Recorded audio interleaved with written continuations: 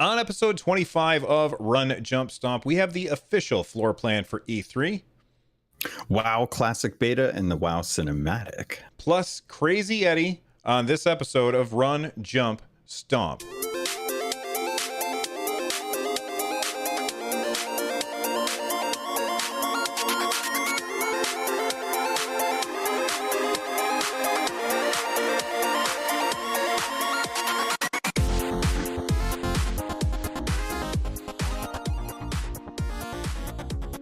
All right, everybody, welcome back to another episode of Run, Jump, Stomp. If you want to get Run, Jump, Stomp and my other podcasts ad-free, I couldn't get that out, ad-free for as little as $1, check out my Patreon, patreon.com/runjumpstomp.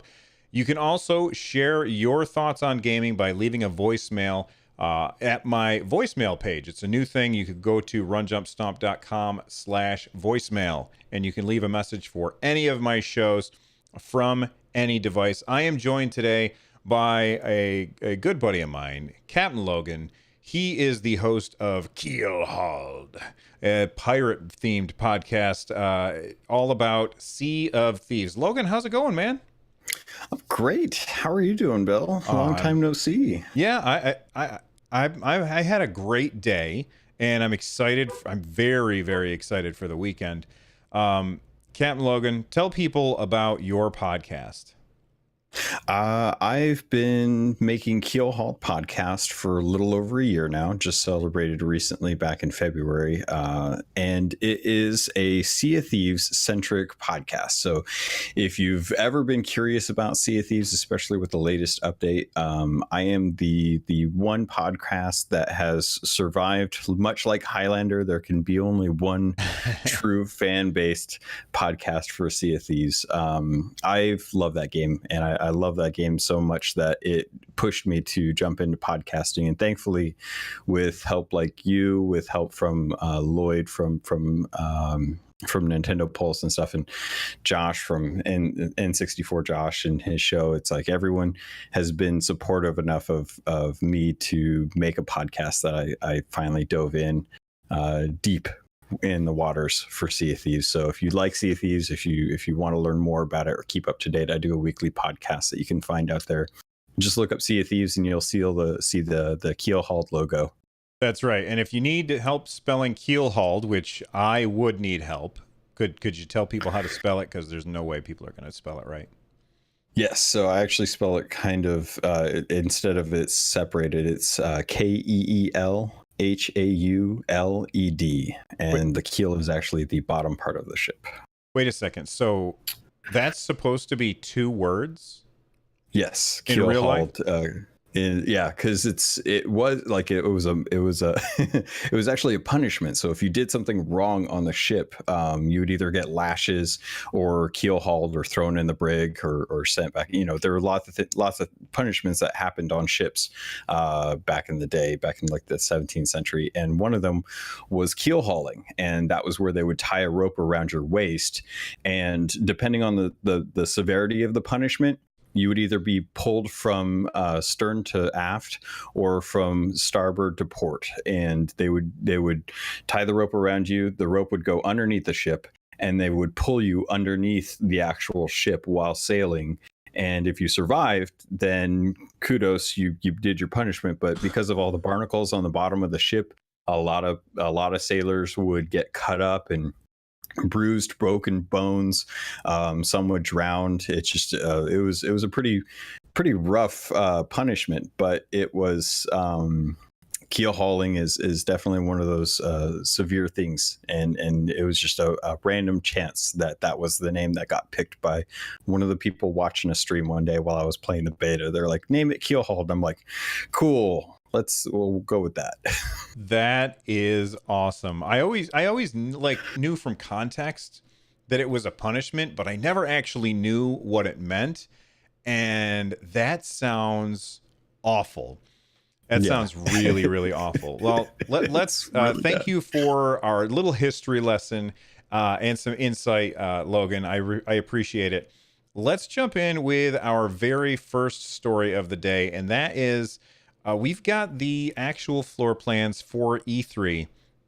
And Nintendo has a huge section of it. But what I'm noticing is, I'm looking at the. Are you seeing it right now?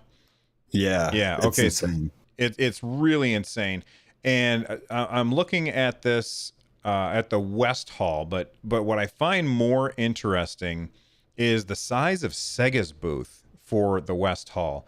The Sega booth Yeah. is really big, and I don't know if that's because the price of, like, I don't know if maybe the price of that booth space decreased after Sony said, I'm not coming.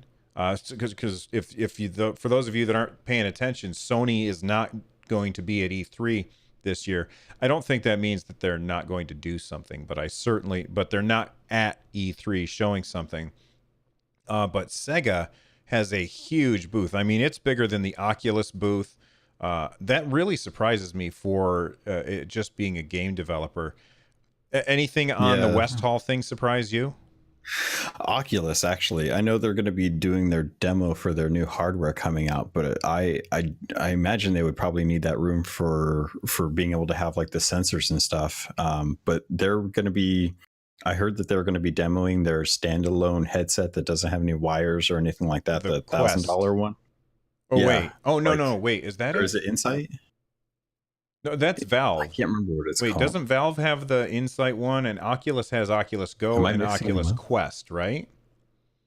I'm probably mixing them up. That would make Yeah, more Valve sense. has the one, and it's Index, Valve Index. That's the one that's $1,000 by itself, and then the Yeah. Oculus Quest Okay. is the one. I think that's about $400, and that's all standalone. It doesn't require sensors or anything. But you bring up a good point. They do need room to Yeah, play for all VR that. games because people are going to be moving around. So it makes a lot of sense that they would have a large area. And it's not like they don't have the money. It's Facebook, for crying out loud. Uh, but then we've Do got you think? Go ahead. Do you think they're going to be promoting the Sega movie, the Sonic movie, at the at E3? You think they'll have anything there? You know, I'm just trying to I think mean, like maybe, what they could be putting. maybe, but at the same time, I don't know that they really need to promote it. I mean, unless they have another trailer with the quote unquote fixed Sonic after all of the backlash. I don't think Yeah. that that's a movie that needs to be promoted. People are going to go see it. Even people who have seen the trailer and they're like, "This is trash. I hate it. I hate everything now." They're probably going to go see it. I'll probably end up taking Yeah. my kid to go see it because it's a video game movie, and that's what we do. Fisto in chat saying they do have the Sega Mini and the new Sonic Racing game, but that seems like a huge booth for that little tiny bit. Yeah. Have you pre-ordered the Sega Mini console, the Mini Genesis? I probably will. But I was never a Sega kid growing up. I always had friends that were the Sega folks, so the nostalgia for me isn't quite there. But at the same time, just the news that's going around about how good the emulation is and the latest announcement for like the games that are going to be put on there, like I will probably be picking one up. I just haven't decided to pre-order it just yet.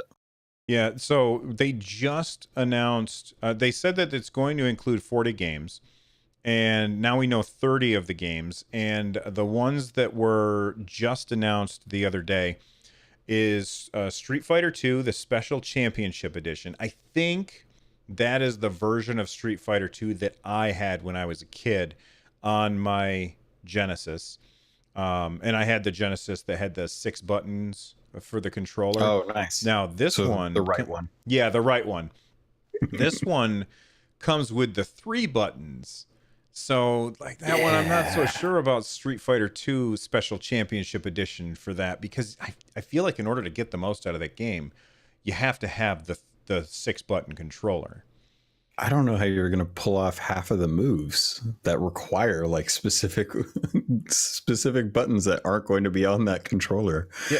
It just doesn't make any sense. I mean, I'm going to go to Amazon right Yeah. now and look at my pre-orders, because I did pre-order it because I think it looks great. And yeah, I'm looking at the picture of the of it right now, and it's the 3-button controller.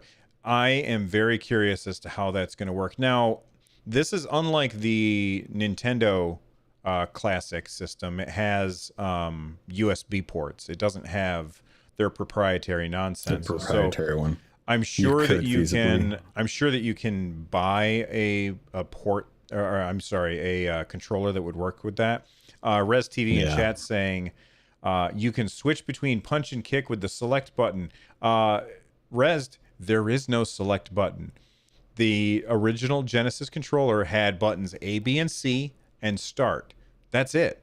So I don't know what's going on there. Fisto says that they'll have a 6-button aftermarket. And then Res TV says they said it'll work with third-party controllers. That's good. But to ship a game that pretty much requires 6 buttons, and to Yeah. ship that without a 6-button controller, that just seems dumb to me.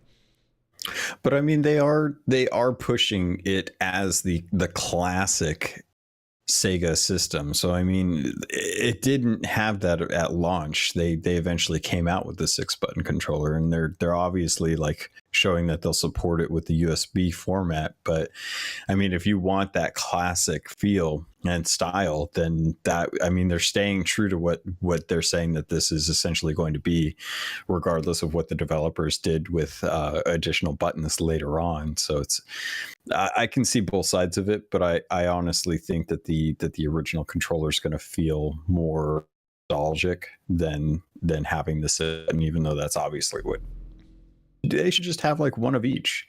So that if you because I mean, I don't know, it seems like they could easily put a 6-button controller in there. Oh, okay. Yeah, that makes sense. Res TV is confirming the start button will swap between punches and kicks. He just had the name wrong. I Oh, figured that's that's what you weird. meant. I was just kind of trolling a little bit. Um, I wonder if that's like a toggle, or if you actually have to hold down the start button and then, because that would be ridiculous. oh Like my if you had to god, that actually would hold down the start button and try and like finagle the rest of your fingers to go over ABC. Oh, that would be rough. that would be rough. And you know what? I'm kind of harping on this. There's a lot of ways that you can play Street Fighter 2, and this is not going to be the one that I play it. I did pre-order this, and I pre-ordered it partly because it has that authentic controller, and I want to play these games on an authentic controller. And sure, if I want, I can play these games on my Raspberry Pi, but it's not the same. It's going to be much better playing them on here, with the exception of Street Fighter 2. Other games that were recently announced is Ghouls and Ghosts, Alex Kidd, The Enchanted Castle, Beyond Oasis, Golden Axe, Phantasy Star 4, Sonic the Hedgehog Spinball, which is really good. Vector Man, I always wanted to play it, never had it when I was a So kid. good. Is That's it? a fun one. That's one of my favorites, actually. That's one of the few games that I did get to play, and that's one that, like, every time I think about the Genesis, that one is one of the few that I'm just like, yeah, man, I miss Vector Man. That was a good, it was a good side scroller, good platformer. Very cool. And then there's Wonder Boy and Monster World. And then the one that I think surprised everyone is Mega Man The Wily Wars. So this is a game that was only available on outside the US, and I think it was available in the US, but only through SegaNet. Do you remember SegaNet? Yeah, that was one that I think it was like the Sega Net, or I can't even remember. But like you could only get it if you actually like downloaded it. I don't even remember how they even did that, but I remember hearing about it and reading magazines about it. But it was like, it was such a foreign concept to me. I was like, what do you mean hook it up and play it on a Sega channel thing? That doesn't make any sense. Yeah, Sega Channel. That's what I meant to call it. Basically, Sega Channel was a cartridge, and I never had Sega Channel, but Sega Channel was a cartridge that had a spot for a wire in the back. Now, part of me wants to say this wire was a cable wire, but I don't think it was. I'm pretty sure it was just a phone wire. So you would Yeah. plug the phone wire in, and then you would connect to SegaNet that way, and then you could download this game, Mega Man: The Wily Wars. Never been available in the U.S. On an official capacity, but now it's going to be, and I think that there's a lot of people that are excited for that. I can't imagine that they would use up a lot of booth space for that though. Not at E3. So that kind of leads me to the idea that something big is coming from Sega that we don't know about, and they've just been keeping the lid, and that it might actually tie into Nintendo. Because I mean, obviously, if they're picking up a big booth space and they're keeping it next to Nintendo space, I imagine that they'll probably some sort of tie-in. And I'm trying to remember who does Bayonetta. Bayonetta is starts with a B. It's not Sega. Oh my Okay. God, who does Bayonetta? Platinum Games. Platinum, not a B. P. Okay. All right. I was thinking maybe in the off chance there might be like playable demos of Bayonetta 3 out there, and if it was Sega developed or published, or no, developed. Gotcha. I don't know. That's really interesting. I would love to see something big and exciting coming from Sega, because they've I don't know, they kind of been hanging back and doing moderate stuff as far as I've been aware of. So if they have been doing something amazing, it's nothing that's caught my attention. All right, so we've looked at the West Hall. I'm looking around. I don't see Microsoft. Let's check the South Hall, and I don't see Microsoft. Now, I know that Microsoft is still doing a press conference. I think they're the only ones doing a press conference, but I don't see any floor space for them. That is very surprising. They've got their Coliseum thing. They've got their Microsoft Arena area that's that tent outside. Well, they've got like what's it called? The Microsoft. They actually have like their own building over there that I think they get.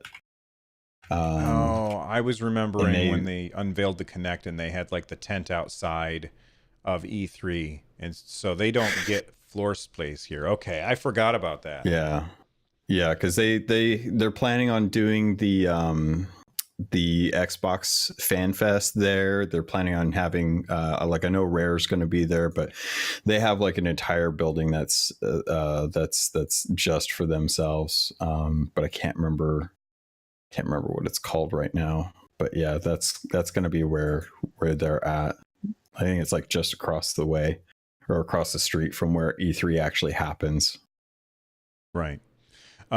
So I'm looking at the South Hall. We got Facebook Gaming there. It's odd that they're separated from Oculus. That's odd to me because Facebook owns them. And then the biggest booths that they have are Bethesda, Epic Games, 2K, Square Enix, Ubisoft, and Capcom. Of those, who are you looking forward to hearing from the most? Honestly, I'm kind of curious what Bethesda is going to announce, because everything they did last year seemed kind of far out. Like I know Doom Eternal is going to be one that they'll probably be touching on the most, but outside of that, I mean, I can't see them wanting to talk too much about Fallout 76 because of just how that went last year, and then everything else seemed like it was at least a few years out, like next gen console stuff. So I don't know why they would need such a big area for E3 this year. I could imagine like next year, but I'm kind of curious to see like what they're going to be doing, and if they're going to be talking more about their next Elder Scrolls game or whatever the space one that Todd Howard is going to be going on about. But yeah, other than that, I can't see too much from Square Enix. I imagine they'll probably have more information about Final Fantasy VII and what that's going to be. But do you think it'll be playable? I would hope so. I feel like if they had to, I mean, that's been in the cooker for way too long. And I imagine if they wanted to talk about it on the Sony, was it the State of Play? I can't remember what they call their little directs. Yeah, I imagine if they show it off there, then they want to draw attention to it. And if they wanted to capitalize on the State of Play trailer, then they have to have something playable at E3. There has to be something for gamers to get excited about, to actually play around with it, and to have something, because otherwise what are they doing? Like I can't imagine that there's much else that they really have to show off from Square Enix. I mean, Death Stranding, maybe? No, not Death Stranding, because that's That's Kojima's own Kojima. thing. Yeah, it's got to be playable at E3. I can't imagine them wasting that space and not having Final Fantasy VII. Well, you guys heard it here first. All right. Captain Logan says it's going to be playable. Definitively. He said confirmed. All right. Yep. As far as sources. yeah, as far as Bethesda goes, I don't know that they would use up the space to hype up Elder Scrolls Online. I know that they have a new expansion coming out for that game, and it's coming out shortly after E3. But I don't see like that. That really just appeals to the people who are already playing the game. And if you're not already interested in that, you're probably not interested in checking it out because you've already tried the game and you don't want to keep playing. So I agree with you that there's got to be something from Bethesda because they've got this huge booth space. But like they said, Morrowind was, or not Morrowind, Elder Scrolls 6. Is it 6? 7. I have no clue. 6, yes, because Skyrim was 5. Elder Scrolls 6 is way off. I don't think that they would use, like, what are they going to have a bunch of phones set up for Blades? But that's already out. And then Rage you're right, 2. that space one. Oh yeah, well, I mean, but Rage 2 is already out. I mean, people can play that. Why hype it up at E3? That's a really good question. I don't know. I hope that we get something playable there. Yeah, I'm sure they'll probably have more to do with like Doom Eternal. Like they'll probably have a lot more of that there and hopefully playable. I mean, that's something that they announced. Was it last year or the year before? Because I'm pretty sure it was last year that they did Doom Eternal. Or is it Eternal or Immortal? Eternal. Immortal is the Diablo thing. That's right. I'm getting my my mobile mixed in with my Dooms and stuff. But yeah, I imagine they gotta be showing something about the Doom game that's coming out, because that's something that a lot of people really want. And I'm still gonna push you to play Doom on Switch, because the gyroscopic controls are still like they're really good. They feel really good. You should definitely play it. I played all of the original, I mean, I played all of the original Doom, but that's not what I meant. The 2016 Doom, I played that on my PC using a Steam controller, which has the gyroscope, and I completely agree. That is the way to play that game, is with a gyroscope. It's really fun that way. I would disagree about saying that you should play it on the Switch. I think you should play it on a PS4 or Xbox One or PC if you have access to those, only because that game is just gorgeous. And while the Switch is an extremely good port and Panic Button did a great job on it, I would say that you would be you'd be better off playing on those other platforms, at least in my opinion. Yeah. Fair enough. I'll keep pushing. Let's take a go ahead. I'm just curious, like what do you think would be coming from? Are there any other companies on here that you're looking at that you're kind of wondering like what they're going to be bringing to the table?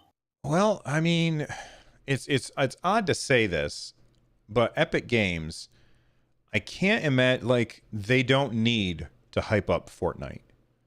And are they, I mean, they already have Unreal Tournament is out.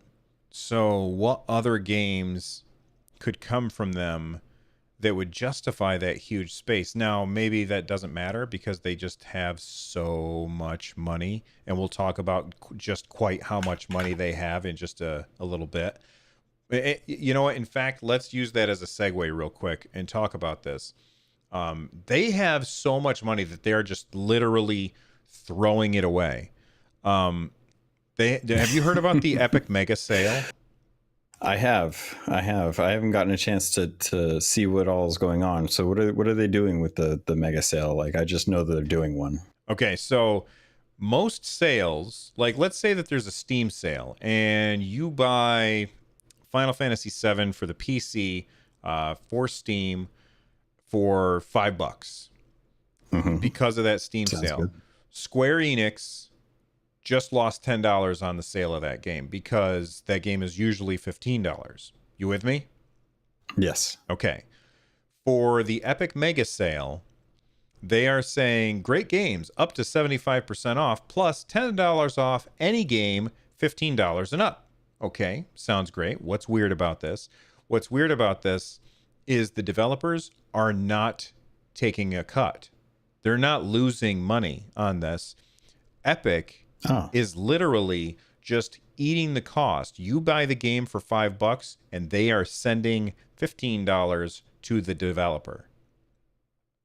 they really want people on their store. They really want people on their store. And from May 16th to June 13th, you can get some really, really good deals. So I'm hopefully this doesn't crash the stream. I'm opening up the store right now so we can see exactly like what kind of sales are going on.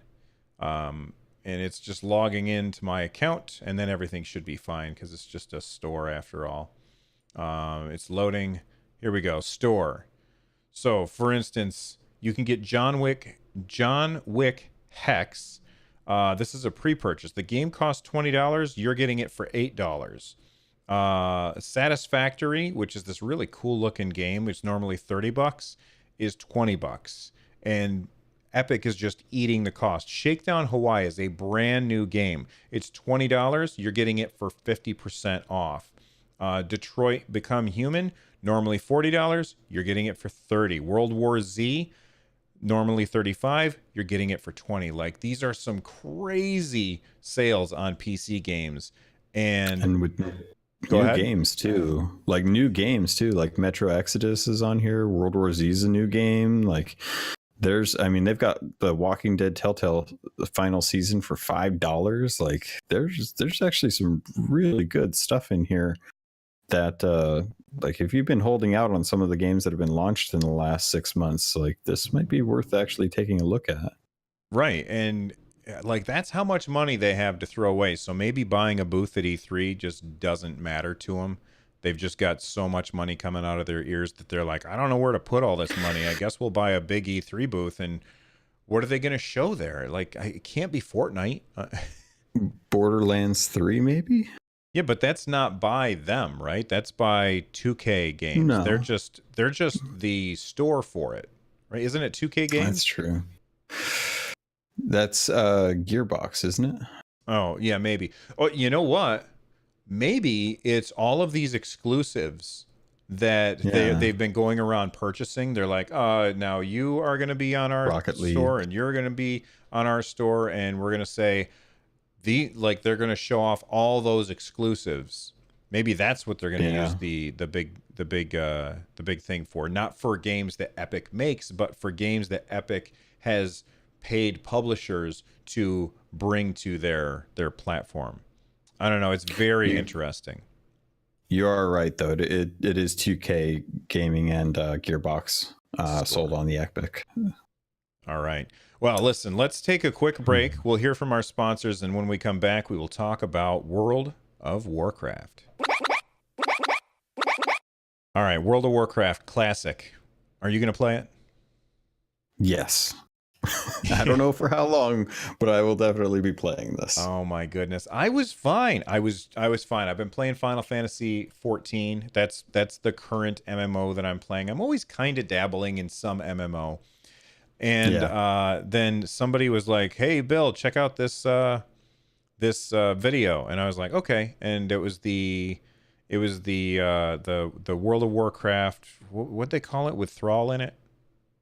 Safe Haven. Safe Haven, yeah. Where I don't know, who was the other orc in that? Was that not Sargeras? Sourfang. Sourfang, thank you. Yeah, so Sourfang goes and he goes to try and recruit. I almost said him Thor. What the heck? Thrall. I was having trouble between Thor and Thrawn, but that's Star Wars and Marvel. I'm sure at some point Disney will own World of Warcraft as well, but we'll see. That'd be crazy. That'd make for one heck of a BlizzCon. All right, I'm sorry for mentioning that. There's going to be so many angry people right now.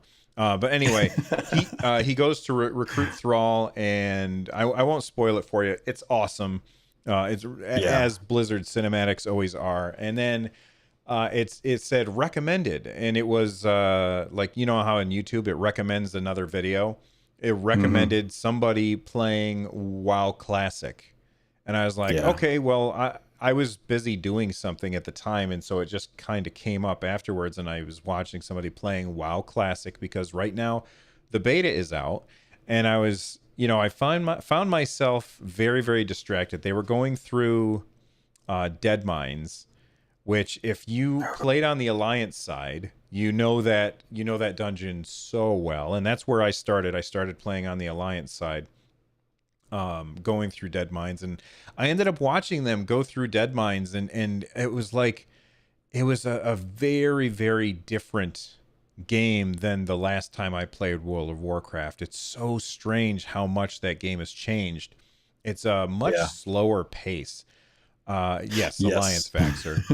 Vaxer in chat is very upset that we're considering playing Alliance. I'm sorry, buddy. I played Alliance for years, and only when I came back for what was the thing before Battle for Azeroth?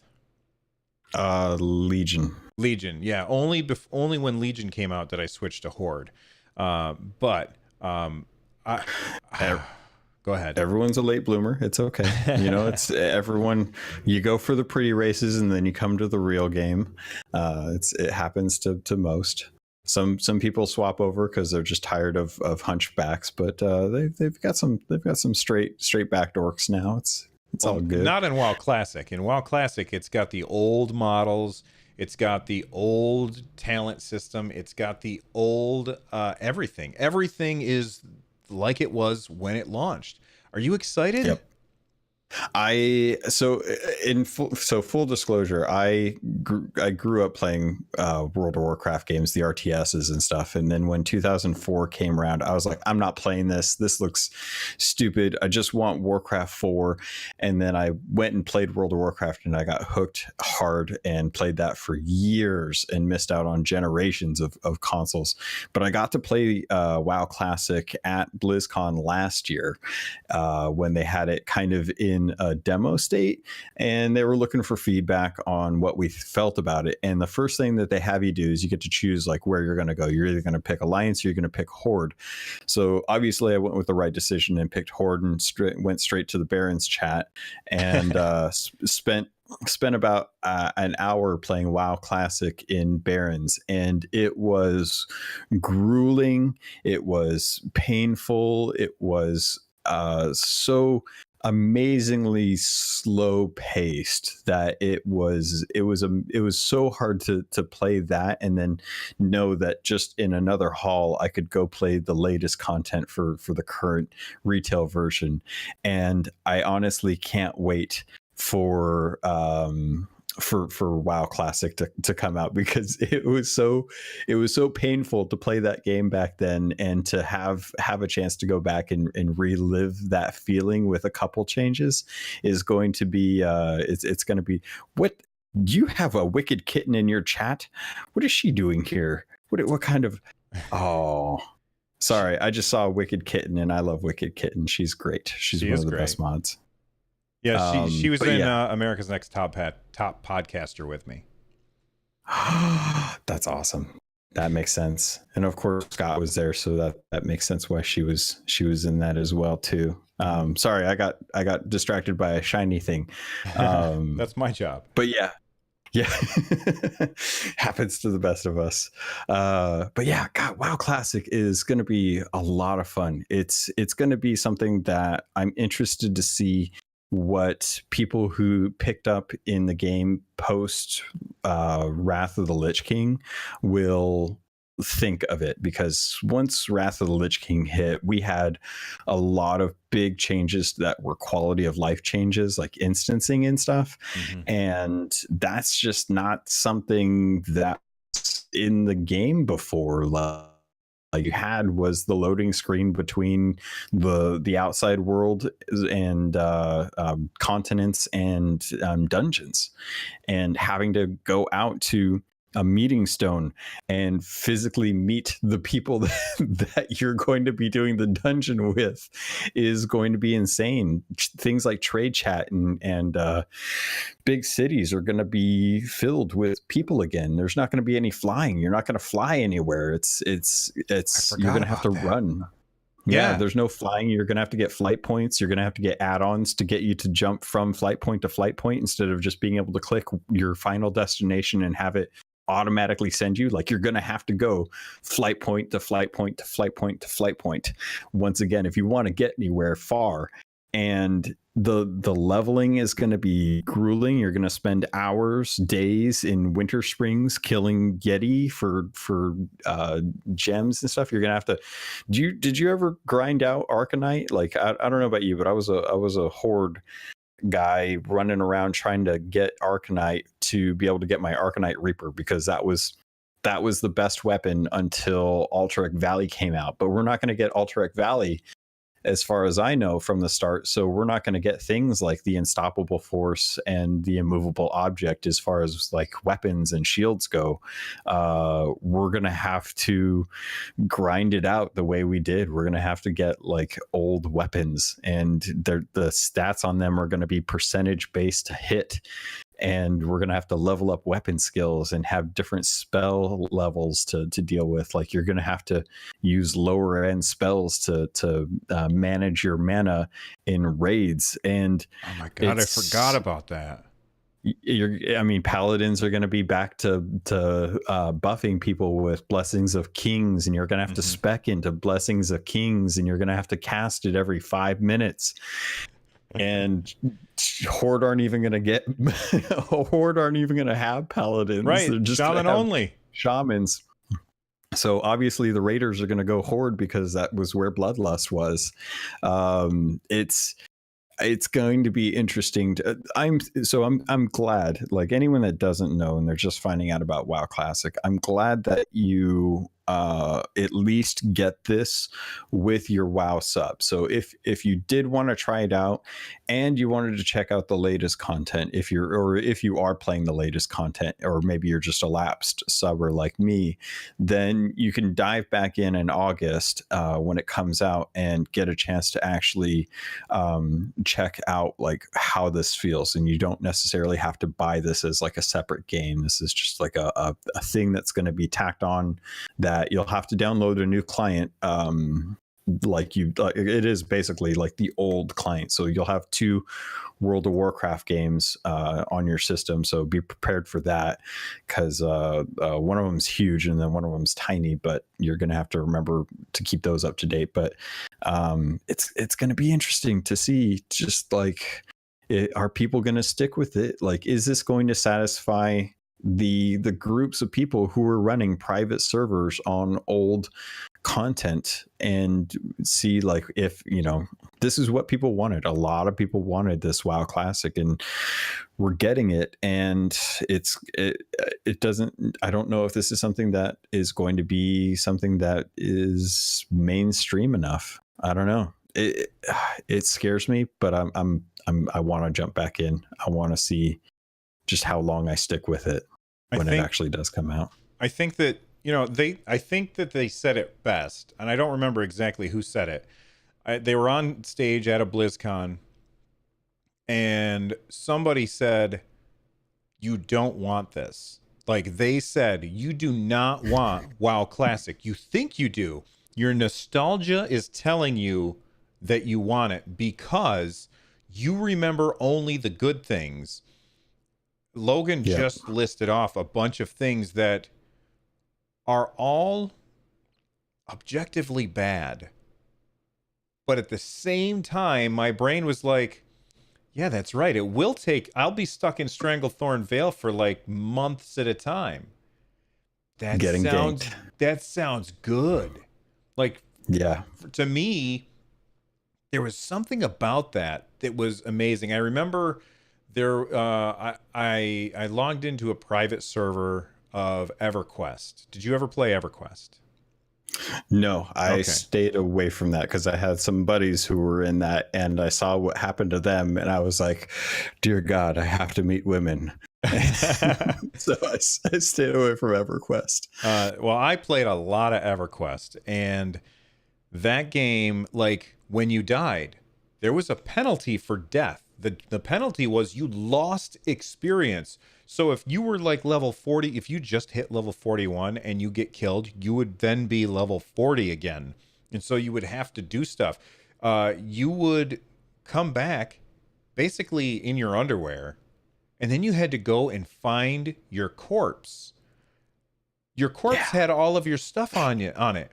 Like it had all of your armor, all of your weapons, all of your food, all of your water. And you would come back naked, basically, no equipment, no food, no water. And in that game, you had to eat and drink, or you would starve to death or die of thirst. And you would have to traipse along, avoiding everything to try and find your stuff. And this sounds terrible, but there's a part of me that has a lot of nostalgia for that, for a game that is really, really punishing. And World of Warcraft Classic, it has, I mean, I wouldn't say that it's punishing. It's definitely a step up as far as punishing from EverQuest. When you Yeah. die, you become a ghost, and then you could just float to wherever it is that you died and get your stuff back. That's definitely a step up. You don't lose XP when you die, but the things that you had to do in that game, like to get a mount, you better not ever spend money ever on anything, Oh, because as you're leveling, you're just constantly looking at the amount of gold that you have, and you're like, okay, if I keep saving, there's a chance that when I unlock riding a mount at level 40, and keep in mind, level 40 is a long time in Classic WoW. When I unlock a mount at level 40, I might have 100 gold at that point. And if I do, then I can buy it. And if not, then that sucks.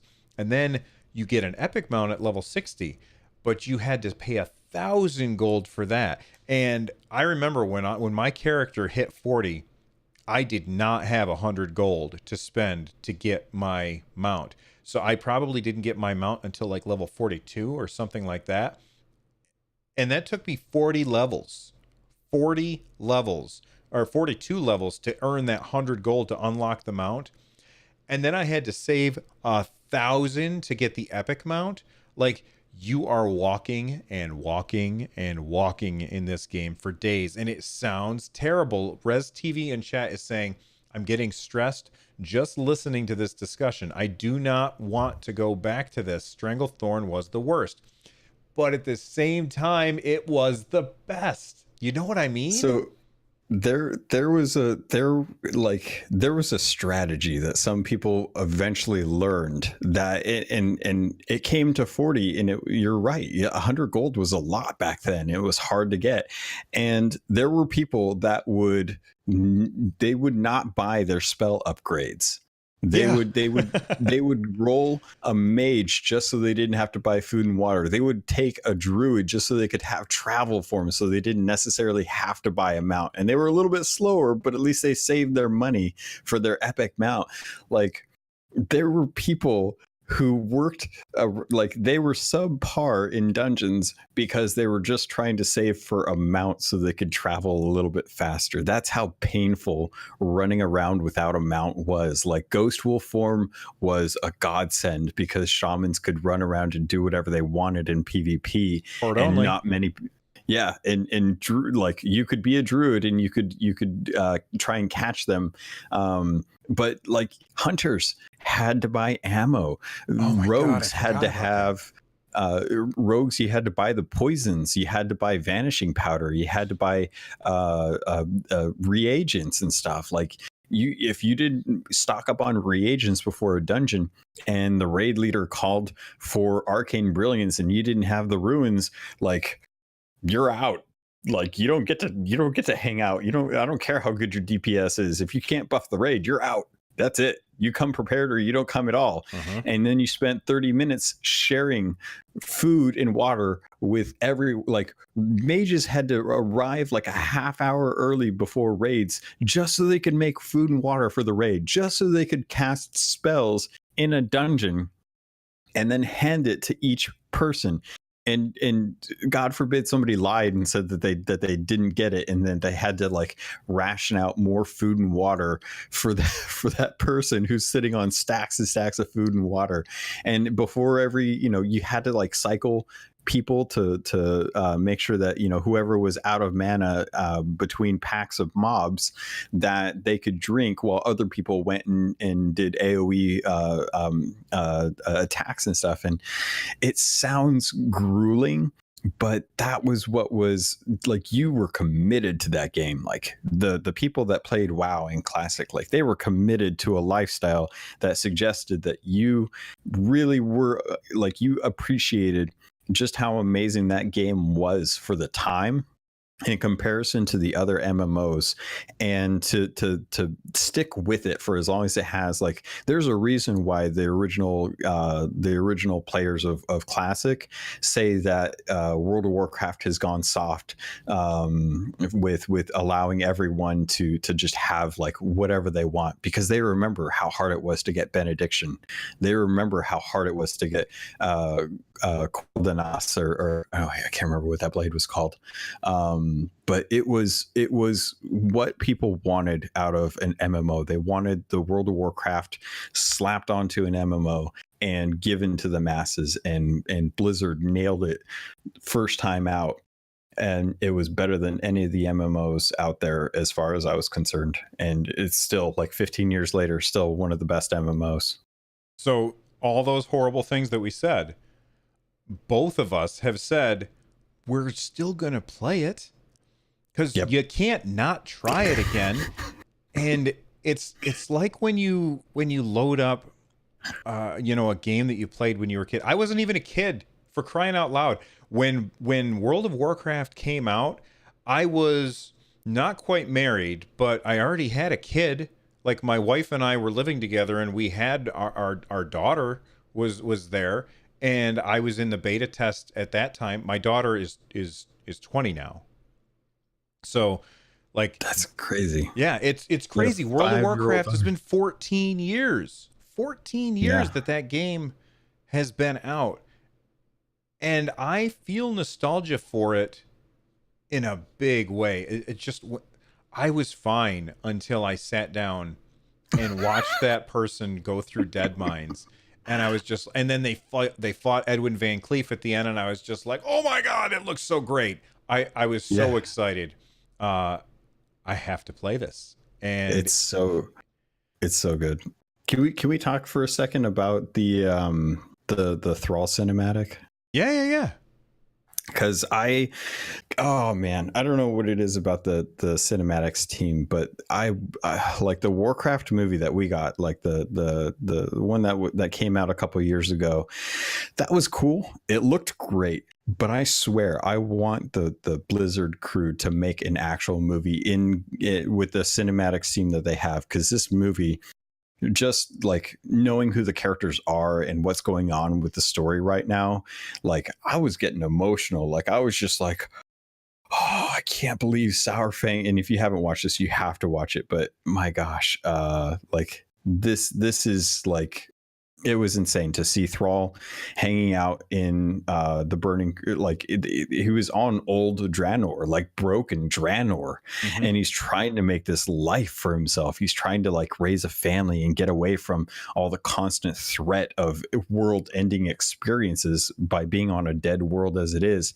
And to have Sourfang come back and be like, dude, I can't handle this on my own. I need you to come help me. And for Thrall to sit there and be like indignant, like, and I mean, he deserves it. He's helped save that world so many times. He deserves a happy ending and stuff. But to be like, I can't believe you brought these murderers to my home. And he's like, I followed them. I know, like, that was intense.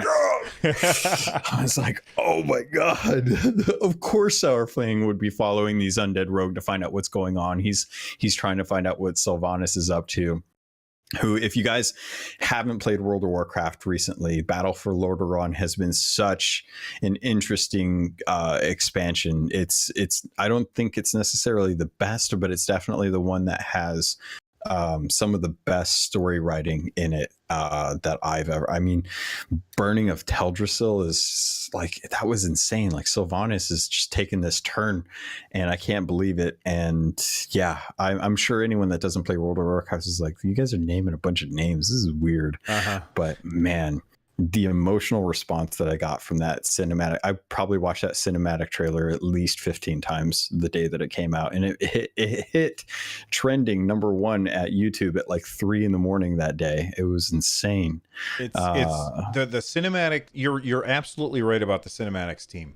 They are gods among men. Like, they are the most talented people on the planet when it comes to telling a story and crafting some ridiculously good visuals. You can't believe it. And the acting in these is insane. And I'm not even just talking about the ones where it's clear, like they do some amazing things in engine as well. When I played through Battle for Azeroth stuff, and I got to end game, or not end game, I got to max level, and I played through most of the story. I'm sure that more has come since then, but I got through most of the story for my character, and I had an absolute blast. But there were moments like when you're on that ship, and I can't remember the exact thing, but you're on a ship and like a monster comes out of nowhere and like sinks the ship. And the scene where Jaina is she goes back home, and like there's like her mother, like, oh my God, the way her mother acted when she saw her, I was like, I said to my wife, I go, honey, you have got to watch the acting in this. And she came in, and she doesn't play World of Warcraft. She doesn't really play video games at all. And she was like, that was pretty damn cool. Like, just the acting on Jaina's face when her mother treated her the way that she did. I was just like, oh my God, it's fantastic. Wicked Kitten in chat said she teared up, and she's on the Horde side. She hates Jaina. I can't believe you hate Jaina, Wicked Kitten. She didn't actually say that. But she's grumpy. This new one, when they, like, the idea that they're bringing Thrall back, I'm very excited for that. And that weapon that he pulled out, because he doesn't have Doomhammer anymore. Like, he kicks his blacksmithing area, his anvil away, and he reached down and he pulls out this handle. And I was like, what the hell is that? That can't be Doomhammer. He gave Doomhammer away. No, it was severed, I believe. Oh, okay. Well, he doesn't have Doomhammer anymore. And then he pulls out that axe, and I was like, that axe is dope. Can I toss out a theory real quick? Yeah. I think so. Okay, so as most of us are all huge Marvel fans, and hopefully there's a scene in the latest Marvel movie that everyone. Okay, do not spoil that movie for anybody. Okay. I'm sorry. I know that the Russo brothers said that the spoiler ban is over. I have a spoiler ban, like, for much longer than anybody else. After we're done recording, you can tell me your idea, and I will post a picture on Twitter that gives my reaction to said to what you're saying, because I don't want somebody listening to this and have them get spoiled for Endgame, because I love that movie. True. I wouldn't. Sorry. Fair enough. No. Yeah, I want them to enjoy Endgame, and if they haven't seen it, what's wrong with you? Yeah, I agree. But some people just they have kids and they can't get away, and it's a 3-hour movie, so I don't want that spoiled. That's spoilers. All right. Maybe I'll record what his idea was, and I'll put it in at the very end of the show. So those of you who want to know what he was going to say, although we are pretty close to the end of the show already, you just stick around after the closing music, and we'll put it in. Okay. All right. So anything else about World of Warcraft? I hope that I get a chance to get that collector's edition for the 15-year anniversary, because that Ragnaros statue looks amazing, and I really want it. I haven't even seen it. Let me look. Oh god, it's So this will be beautiful. my initial reaction. World of Warcraft 15 15. years anniversary, a collector's edition. All right. Yeah, Uh it's been sold out like everywhere. all right, so I'm And clicking on it I've right missed it. now. Oh, damn, that is really cool. I wish I could. I don't have it set up so that you guys can see it if you're watching the video. But that So Ragnaros good. statue is really cool. Why is it gold though? Like he should be red. I think it's gold just for but I mean there is in Hearthstone that light version of Ragnaros too, so I could maybe explain it away like that, but I don't care. Amazing. I want. Yeah, I think it would be too tall for the shelf behind me anyway. So like I have I Only have the collector's edition of Morrowind for Elder Scrolls Online, and it came oh with this thing, wow, and I was like, oh man, I was so excited. And then I went to put it on my shelf, oh, that's cool. and it's too damn tall. I can't put it on my shelf, so it just sits on my Oh man. desk and ruins things. But Well, it's really cool. the rag one I think is only 6 inches if I'm thinking about it right. Oh, really? It looked So much larger. it does, yeah. It looks way bigger in the photos than I think it actually is. But yeah, God, No, it's it's a so 10-inch pretty. statue. 10 inches. Oh, is it? It says Oh, 10 okay. plus. 10. Why Yes. can't they just put the actual? Yeah, I know.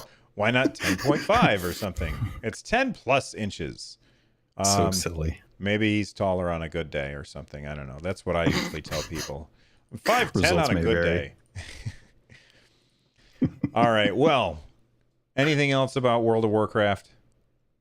No, I can't wait. It's coming. Classics out in August. The beta's out now. More content to come. Probably around like BlizzCon time.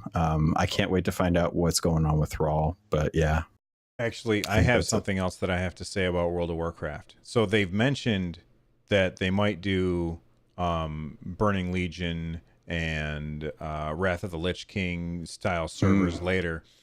What I think would be the best thing, first off, have servers that are locked in time and never ever go forward. But I would also really, really like it if they had servers that just followed the patches that they did throughout the years. So or the expansions that they did throughout the years. So you're playing on this classic server, and then after a year or a year and a half or something, bam, they patch it so that now it's the next. It's just like you were playing 14 years ago. Wouldn't that be rad? They so with Classic, they have said that they are doing a roadmap where they're going to be releasing the patches that came out, like the content updates, like Zul'Gurub and Zulaman and oh man, I just blinked on what the Encourage and then Naxxramas. They are going to be doing those at staggered releases. I can't remember the cadence that they talked about, but they did say that they were going to be releasing the content updates post launch of Classic after a certain amount of time. So there will be like server first rewards for those that finish Encourage, who managed to open up the gate and stuff. And there's going to be people that get to see Naxxramas after a certain amount of time, because I think Nax, they said, was the last one that they're going to be releasing. So people that was didn't the get a last chance patch before Burning Crusade. before burst, yeah. So which is cool, because that was the best in-game world events I think the game ever had, outside of the opening of Encourage. The plagues that they did to like have like plague, gosh, what are they called? I can't think. The necropolis is around the world, and you had to go there and you had to actually like destroy the spoiled food and kill the undead that were there and stuff. That event, and then getting plagued and then taking that plague back to the city and infecting players randomly and turning them into ghouls, and then and actually infect other people to get them to turn into a ghoul, and you had to try and convert the city on your own. Like, that was one of the best events. It really was, and not a lot of people ever got to experience that. And I can't wait to play that again. That's gonna be so much fun. Oh man, so excited. We are excited. Listen, I had some feedback from the last episode about whether or not loot boxes are gambling and stuff, but if you want to know what everybody said, then go to the show notes at runjumpstomp.com. But Logan and I are already past an hour, so we don't want to go too much longer. Man, I really appreciate you coming on the show. Tell everyone where they can find your stuff. If you're looking for Sea of Thieves content, maybe you have a small inkling to check it out, I highly recommend it. You can always find my podcast on any of your pet podcatchers or iTunes, Google Play, Spotify, YouTube, all those good places. Just search Keelhauled or Sea of Thieves podcast. You'll find mine in there. If you want to get a hold of me, you can always do so at Captain Logan at CAPT_LOGUN at Twitter. And then if you want to send me any feedback or stories of cool things that you've done, you can always send me an email at captlogun@gmail.com. And he streams on Twitch as well under the same username. Yep. All right. If you want to become a part of the community, join our Discord over at runjumpstomp.com/Discord. You can also watch the show live over at twitch.tv/runjumpstomp. You can get a hold of me on Twitter at runjumpstomp. Use the hashtag RJS pod so I can figure out what show you're talking to. And if you are looking for ways to support the show, go to runjumpstomp.com/thank you. For more content like this, go to runjumpstomp.com/shows. The music that is playing right now is Through a Cardboard World by Tony Lays. I'll see you next time. Thanks, Captain Logan. Thank you. Oh, and stick around after the music. He's going to tell us the spoilers.